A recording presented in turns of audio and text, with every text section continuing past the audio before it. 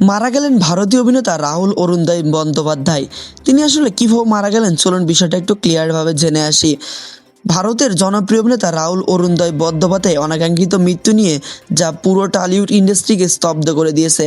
হাসি খুশি প্রাণবন্ত একজন মানুষ ছিলেন রাহুল, কিন্তু হঠাৎ করে এমন এক মর্মান্তিক দুর্ঘটনা যা কেউ কল্পনাও করতে পারেনি। সেদিন রাহুল একটি টিভি ধারাবাহিকের শুটিং করছিলেন সমুদ্র সৈকতের কাছে তালসারি অঞ্চলের এলাকায়। এটা শুটিং চলছিল একজন স্বাভাবিকভাবে, সহকর্মীদের সঙ্গে হাসি আড্ডা সব কিছু ঠিকঠাক ছিল। কেউই বুঝতে পারেনি কয়েক মুহূর্ত পরে ঘটে যাবে এমন এক দুর্ঘটনা যা বদলে যাবে সব কিছুই। শুটিংয়ে এক পর্যায়ে শুটিং শেষ হওয়ার পর রাহুল সমুদ্রের দিকে যান। অনেকেই বলেন তিনি হয়তো একটু রিল্যাক্স করার জন্য পানিতে নামেন, কিন্তু এখানেই ঘটে বিপত্তি। সমুদ্রের ঢেউ হঠাৎ করে বেড়ে যায় আর সেই ঢেউয়ের টানে তিনি গভীরে চলে যান। প্রথমে কেউ বিষয়টা বুঝতে পারেনি, কিন্তু কিছুক্ষণ পরেই দেখা যায় রাহুল আর ভেসে উঠছে না। তারপরে চারপাশে আতঙ্ক ছড়িয়ে পড়ে, সহকর্মীরা দ্রুত তাকে খোঁজার চেষ্টা করে, লোকজন দৌড়ে আসে, শুরু হয় উদ্ধার অভিযান।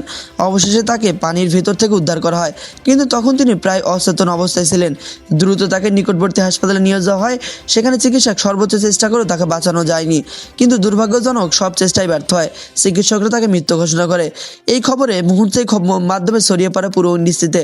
সহকর্মী, ভক্ত সবাই বিশ্বাসই করতে পারছিল না যে এত প্রাণবন্ত একজন মানুষ এভাবে চলে যাবেন।